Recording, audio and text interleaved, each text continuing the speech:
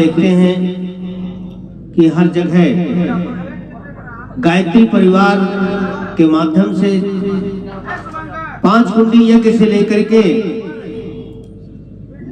और 251 कुंडी यज्ञ, 1000 कुंडी यज्ञ और न मालूम कितनी संख्या में और किस किस जाति में सभी शामिल होते हैं, भाग लेते हैं। यदि भाइयों बहनों देखा जाए तो इस गायत्री परिवार को विस्तार को अगर हम देखें तो पाते हैं, भैया बातचीत न करें,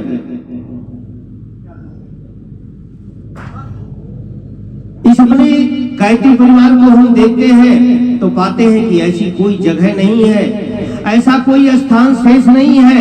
ऐसी हर वर्ग में, हर जाति में, हर वर्ण में, हर स्थान में और हर भाषा में और हर प्रांत में, हर देश में, हर विदेश में, हर दुनिया में, हर एक कोने में कहीं ऐसी कोई भी जगह आपको नहीं देखने को मिलती जहां हमारा गायत्री परिवार ना हो।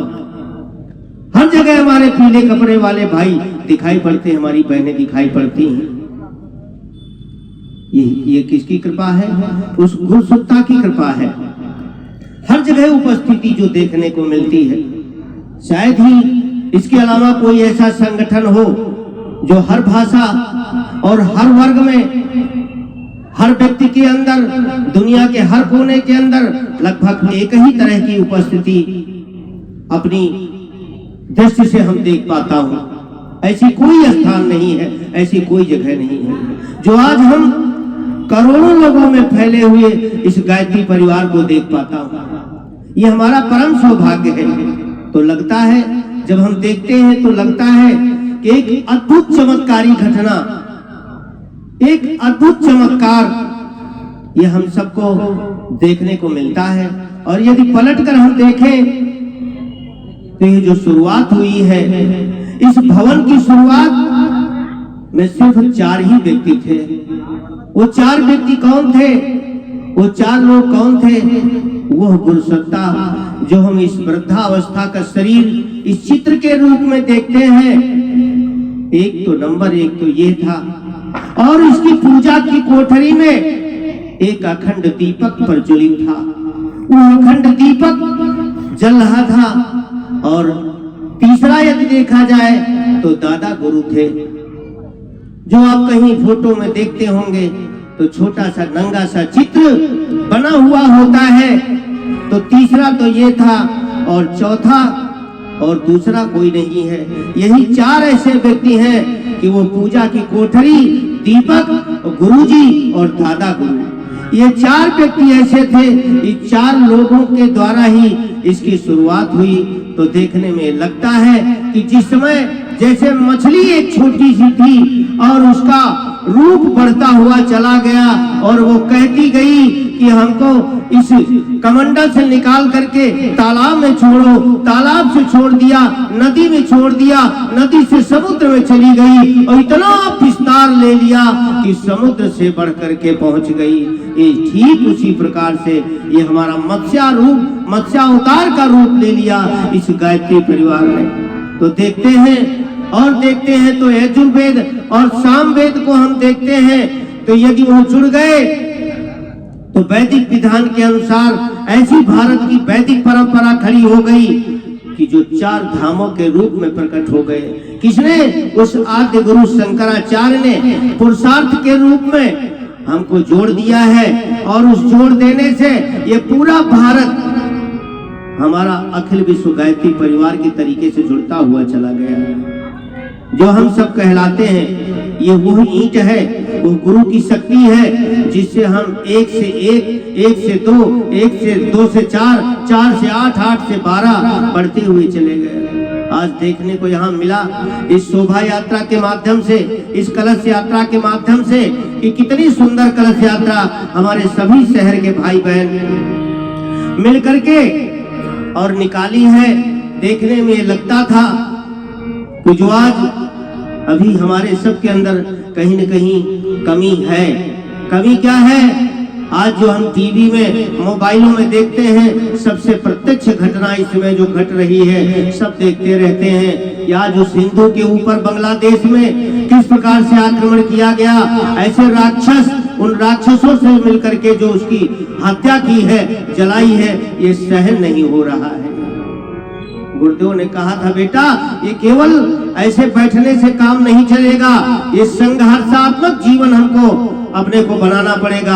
हम केवल घर में बैठे रहेंगे, संघर्ष होते रहेंगे, बाहर सुनते रहेंगे, तमाम क्राइम होते रहेंगे और हम कान में उंगली डाले बैठे रहेंगे, इससे वो काम चलने वाला नहीं है। तो भाइयों बहनों, ये गायत्री परिवार इसीलिए आप सबको आमंत्रित करता है, आप सबको बुलाता है कि केवल आप गायत्री मंत्र का जाप करिए, जो नहीं करना चाहते हैं वो अवश्य करें।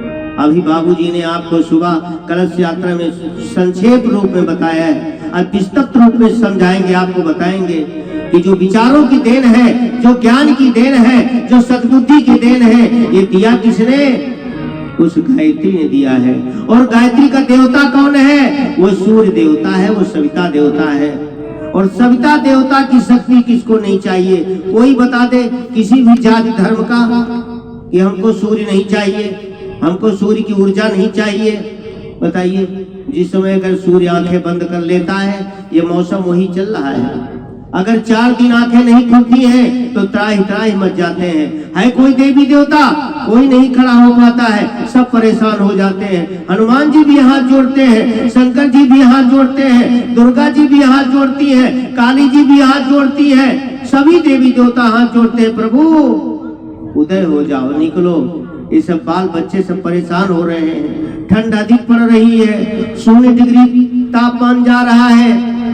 ये क्यों? ये उसकी आवश्यकता है, ये इतना बड़ा देवता है और उस देवता की शक्ति हम सबको चाहिए। और देवता कौन है? आप सब गायत्री मंत्र पढ़ते हैं, ओम भूर्भुवः स्वः तत्सवितुर्वरेण्यम। वो कौन है? तत्सवितुर्वरेण्यम। वो सविता है, वो ओज है, वो तेज है, वो गुण है जो व्यक्ति के अंदर आनी चाहिए। यदि गायत्री मंत्र जपता है तो गायत्री मंत्र की शक्ति उसके अंदर प्रवेश होनी चाहिए और अवश्य प्रवेश होगी। यदि वो अपने मन में ध्यान करता हुआ और सूर्य देवता का ध्यान करता हुआ अपने विचारों को, अपने अवगुणों को नष्ट करता है, भर्गो देवस्य धीमहि। भर्गो माने भूंज देना, जला देना, भस्म कर देना उस तेज से। कौन? क्या चीज भस्म कर देना? ये अपने अवगुणों को, जो हमारी गलत राहें हैं, जो हम गलत रास्ते पे चलते हैं, अच्छे रास्ते पे नहीं चलते हैं, इनको नष्ट कर देना, भस्म कर देना। भर्गो देवस्य धीमहि। हे मेरे देवता, हमारे अंदर बैठ जाना, स्थापित हो जाना, और तब जैसे ही स्थापित होगा वो सविता, तो हमारे अंदर धियो यो न प्रचोदयात्, वो बुद्धि क्या करेगी? सन्मार्ग की ओर चलना सिखा देगी। हमको अच्छे और बुरे का ज्ञान हो जाता है, अच्छा क्या है और बुरा क्या है, कैसा व्यवहार किसके साथ करना चाहिए, किसके साथ कैसा व्यवहार नहीं करना चाहिए, ये हमको ज्ञान हो जाता है। और जब ज्ञान हो जाए, जब ऐसी ज्योति जल जाए हमारे मस्तिष्क में, हमारे दिमाग में, हमारी बुद्धि में, तो समझ लेना कि गायत्री माता की शक्ति हमारे अंदर प्रवेश कर गई है। जब अच्छे बुरे की पहचान हो जाए। और भाइयों बहनों, आप जानते हैं कि अच्छा क्या है और बुरा क्या है, लेकिन जो जैसा कर्म करता है उस कर्म का भोग उसको भोगना पड़ता है। कहा है कि 4 वेद 6 शास्त्र में और बात मिली है 2, और सुख दीने सुख होता है और दुख दीने दुख होए। अगर हमने किसी को परेशान किया है तो हमको परेशान करने वाला कोई पैदा हो जाएगा।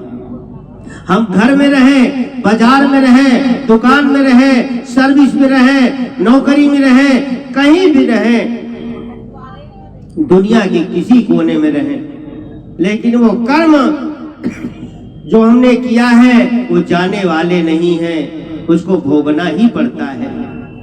इसलिए गुरुदेव ने कहा, बेटा ये गायत्री मंत्र जपो तो तुम्हारे अंदर के जो अवगुण है वो भस्म हो जाएंगे, और जब भस्म हो जाते हैं तो फिर वो देवता बन जाता है। इसीलिए कहा है गुरुदेव ने, मनुष्य भटका हुआ देवता है। जो शांति कुंज हरिद्वार गए होंगे भाई, वहां देखा होगा गायत्री माता के मंदिर के सामने वहां लिखा हुआ है, मनुष्य भटका हुआ देवता है देवता वो, लेकिन भटका हुआ है। कैसे भटक गया है? इस चकाचौंध में। किसकी चकाचौंध में? जो भगवान की ये ऐश्वर्य लीला है उस चमक में भटक जाता है व्यक्ति। तो इसलिए जब गायत्री मंत्र जपेगा तो उसकी भटकन समाप्त हो जाएगी, उस बच्चे की बुद्धि खुल जाएगी। जो बच्चा पढ़ता नहीं है उसको ज्ञान मिल जाएगा, जो बच्चा कहना नहीं मानता है वो कहना मानना शुरू कर देगा। लेकिन ये रोज आपको बैठना पड़ेगा। जैसे मंजन इत्यादि स्नान इत्यादि करते हैं, साबुन तेल लगाते हैं, वैसे ही नित्य भगवान के पास हमको बैठना पड़ेगा। भगवान के पास अगर नहीं बैठेंगे तो ये तो शरीर का मंजन कर लिया, शरीर की स्वच्छता कर ली, लेकिन आत्मा की स्वच्छता कैसे होगी? ये आत्मा की स्वच्छता होगी तो इस गायत्री मंत्र के द्वारा होगी। बताया था बाबूजी ने कि वो ब्रह्मास्त्र है जो दुनिया की ताकत को रखता है और उसको कोई परास्त करने वाला नहीं है। हाँ, मुसीबतें आ सकती हैं, जौ के साथ घूम पीसा जा सकता है। इसलिए आपने सुना होगा कि नासा के वैज्ञानिकों ने पहले ही घोषित किया था कि ये समय ऐसा चल रहा है जो सारी दुनिया में उथल पुथल होने जा रहा है। लिखा है 14वीं कयामत आएगी। अरे कयामत का मतलब मर जाना, लेकिन ये कयामत का ये वही समय चल रहा है। देख रहे हैं आप, कहीं भूकंप आ रहे हैं, कहीं लोग बेघर हो रहे हैं, कहीं मर रहे हैं, कितने कितने कहाँ कुछ क्या, सब नाना प्रकार की प्रकृति भी तांडव नृत्य कर रही है और मनुष्य भी अपना तांडव नृत्य कर रहा है। तो भाइयों बहनों, यही गायत्री की वो महाशक्ति है जो महामंत्र जितने जग माही को गायत्री समनाही, इसकी बराबरी करने वाला कोई भी महामंत्र न हुआ है और न होगा। इसलिए आप सब गायत्री मंत्र का जप करें।